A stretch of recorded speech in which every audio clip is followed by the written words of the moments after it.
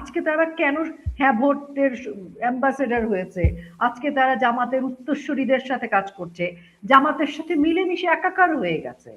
আজকে তাদের মনেও এতটুকু চিন্তায় আসে না যে বাংলাদেশের মেয়েদের উপরে কি ঘটছে, বা জামাতের আমির যে কথাটি বলেছে সেটি তো 5 তারিখ থেকে ঘটে চলেছে।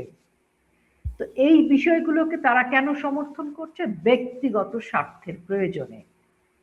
এবং তারা একটা প্রজেকশন করছে এরকম যে এই এই তাদের এই সমর্থন, তারা আইকন, তারা ফেমাস সেলিব্রিটি, তাদের ফলোয়ার আছে, তারা সেই সেই মানুষদেরকে আবারও বিভ্রান্ত করবার জন্য তখনও যেমন রাজপথে এসেছিল, এখনো তারা সরব। এখন দায়িত্বটা আমাদের বেড়ে গেছে। আপনি আগে যেমন জামাতের মোটা দাগের যে অত্যাচার, নিপীড়ন, সহিংসতা বা মাইন্ডসেট, যে নির্দেশনা আমরা মেয়েদেরকে যেভাবে ঘৃণিতভাবে দেখা, সেটা আমরা শুধু জামাতকে ফেস করতাম।